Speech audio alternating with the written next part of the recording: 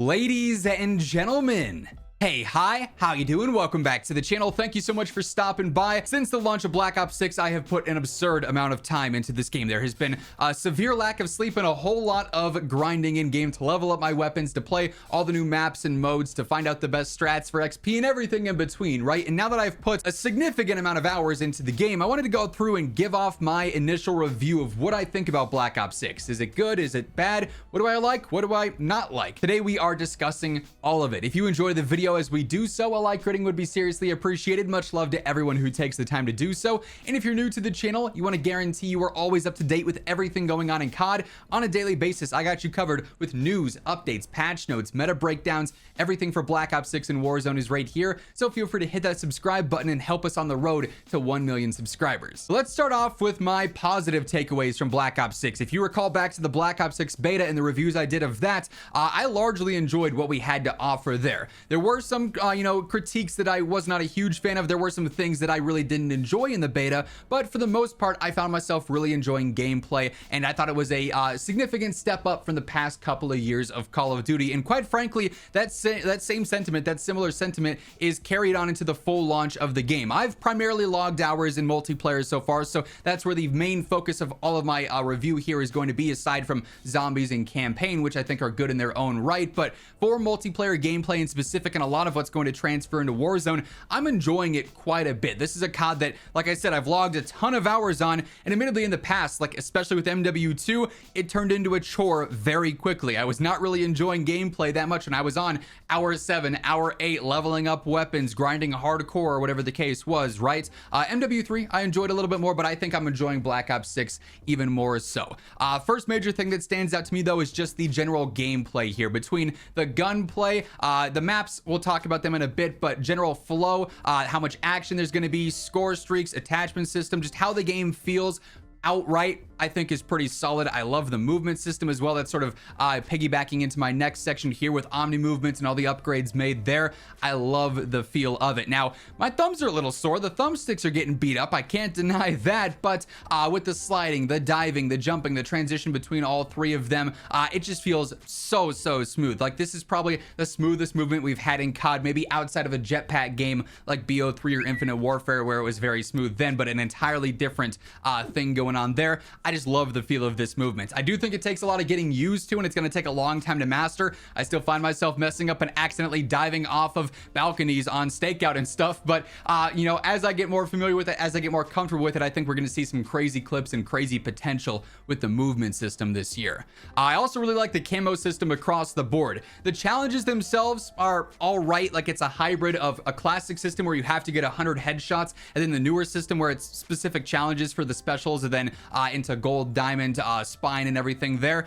The headshots, it's all right. Like, it's pretty easy. I found myself flying through weapons at a much quicker pace than I anticipated.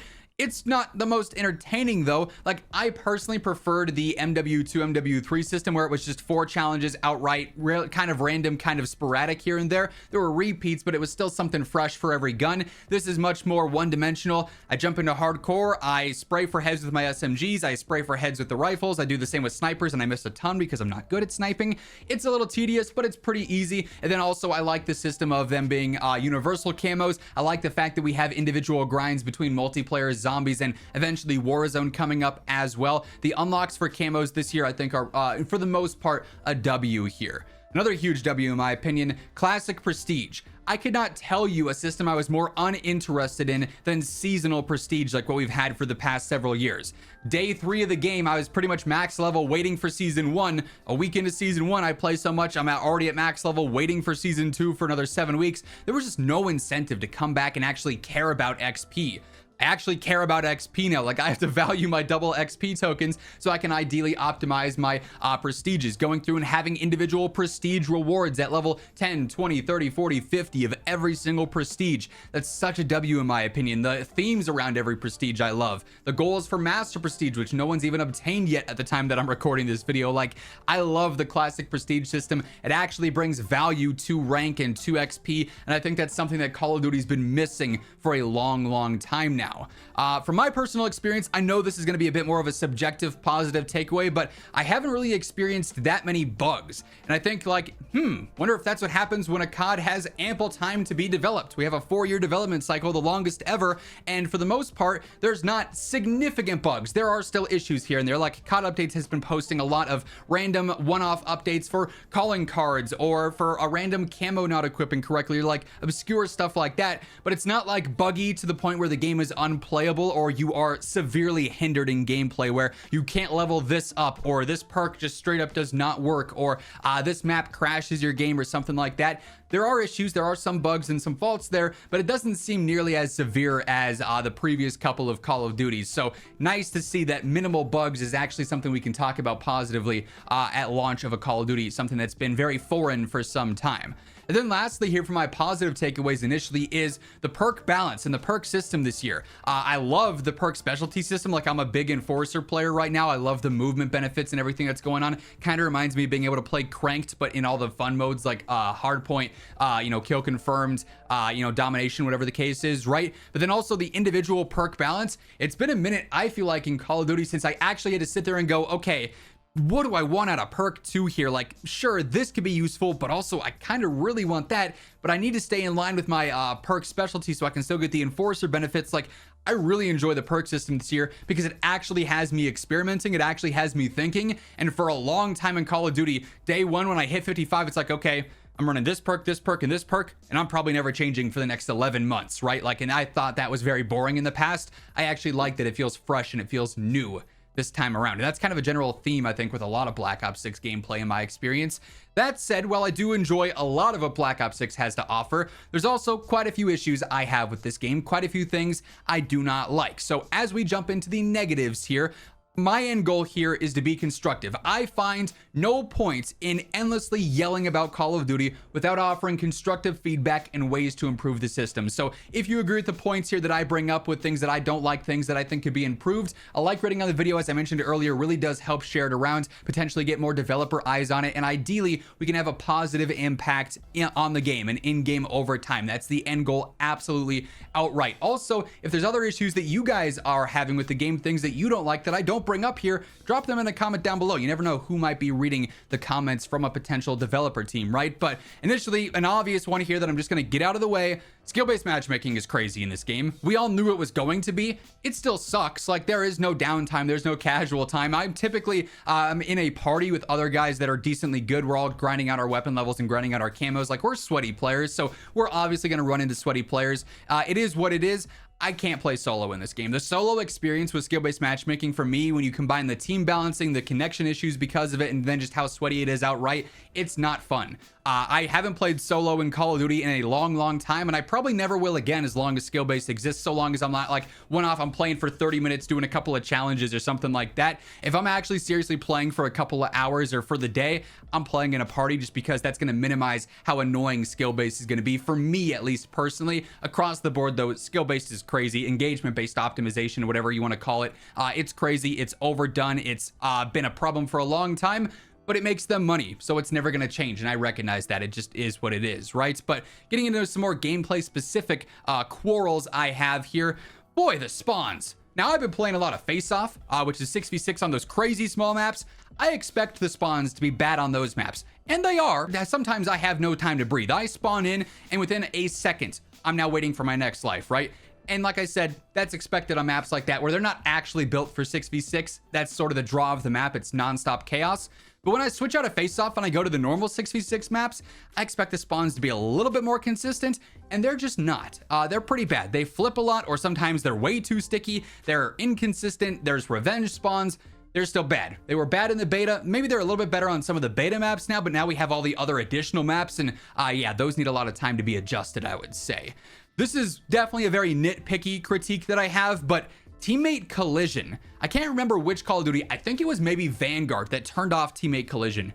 It was the greatest thing ever. And now it's back, and it might be more obnoxious than ever. So many times I'm running around a corner and my teammate spawns in and hits me and like sends me to the side, like it seems like 3 or 4 meters, or bounces me back, or messes up my screen in some capacity, or I'm trying to turn around a corner and go through a doorway, and my teammate's prone on the ground blocking it, and I can't get past. Teammate collision is obnoxious in this game. Again, I think this might be something that's maybe amplified because I'm playing so much face-off on those smaller maps, but it's definitely bouncy and it's definitely clunky with how often you are running into teammates and how much of an impact that has on your gameplay. So I don't know, maybe that's just a me thing. My squad mates also were like, yeah, this is kind of crazy, but I don't know. I'm curious about your thoughts on that down in the comments below. Another thing that I think is almost kind of specific to this game, like it's been a one-off issue here and there in COD or in one-off situations, but it's really consistent in Black Ops 6. Getting killed from players I just straight up cannot see. I don't know if there's like a lot of one-way head glitches where a player can be peeking over a ledge and they can see out, but you just don't have a clear visual on them. Like for one example here on Warhead in Face Off, there's a house in the back of the C flag on Domination where there's a roof you can jump up on and peek out over the side of the map. And so many times I die from a player that I think is up there, but I just can't see them. Like there are so many angles in this game where someone has a sightline on me and they are just not visible on my screen whatsoever. Like I just kind of feel like I fall over and it's on to the next life. There was no gunfight there. I couldn't see a person to shoot at. I just fell over, and it's areas that I'm looking directly at. So that's definitely an issue that I have discovered a lot more in this game than in other previous Call of Duties. Now, TTK, this is a hot topic. The TTK in this game, they say is closer to like Cold Wars. Now we have 100 health, and I'll say Cold War was one of the slower TTKs by comparison. It still feels very fast in this game, especially when you're dying. Sometimes when you're killing the TTK, it feels slow, and it's like, man, I ain't putting shots into this guy. But then you die and it's like an insta-death TTK. So there's a consistency there. I don't know if it's the servers and the stability going on there. I don't know if it's the difference in weapons and enemies' damage versus my damage, or, you know, multipliers on body shots. But it just sometimes feels like I die immediately and I do not kill immediately, which is not a fun scenario. Now, when it's flipped, I'm enjoying it a lot. But yeah, really interesting inconsistencies, I would say, with the TTK this year.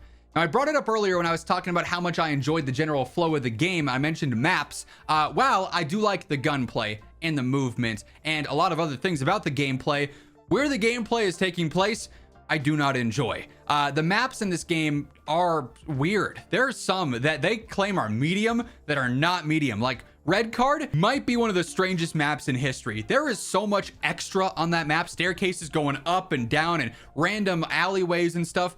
Just not necessary. The design of some of these maps is questionable at best, and then you factor in the bad spawn system. It just makes a lot of them not desirable whatsoever. So I hope that in season, when we start to see new maps added in, they are a little bit more classic, because even though some of these are designed to be like classic 3-lane Treyarch maps, they don't really play like it or feel like it or look like it. Like, I'm just not really a big fan of any maps in this game. There's not a single map, maybe outside of Face Off, that I'm like, yeah, I want to play that one over and over again. Instead, it's a lot of, if you vote for that, we're backing out. I'm not playing with you guys anymore, right? Like, there are some bad maps in this game. Another thing that I'm a bit bummed on that is actually a step backwards from MW3. There's no in-game challenge tracking. If I want to highlight and say, okay, I want to see my headshot progress on my AS Val. Am I at 75 out of 100? Let me track for the next 25. I can't select that and then press start in-game and view that challenge. Or for some of the specific calling card challenges, stuff like that. That in-game tracking quality of life update that we got for MW3, where you could select up to 10 challenges to track live, I thought was awesome. I want that back. It's super useful. So a bit bummed that that's a quality of life update that did not make it into the game. I would bet though that that's something they do over time. It was something that was introduced later into MW3. So obviously Black Ops 6 is basically almost finished at that point. They're not really doing a lot of QOL updates at that point. So maybe it's something now that's like, okay, hey, we know that players love this from MW3 and we're working on it now for like a season 2 update or something like that, right? Another maybe specific thing for me, but when it comes to modes, I mentioned earlier, I like a lot of kill confirmed hardpoint domination. The new kill order mode, no, I don't like that at all, especially in Face Off. The match ends in 2 minutes. What's the point of me loading in? I spend more time in the pre-lobby countdown and the voting for the map than I do in an actual game of face-off kill order. Now, it's a little bit better when you're playing standard 66 and it's a normal score, but the mode just doesn't really work for me. It's innovative, like there's the HVT, he's got extra health, he can get knocked, he's got the pistol, but the match flow for kill order just doesn't really work. I'm not a fan of that mode, and it's a bummer that it's spammed in every normal mosh pit playlist. And then lastly here, my final major complaint with this game is where it's located. The COD HQ. Yeah, they did the whole overhaul to it. The UI is better, I'll tell you that. It's better than the MW3 and MW2 UIs, but the COD HQ is a mess. The amount of comments and posts and tweets and messages that I've gotten saying, hey, why is my campaign uninstalled?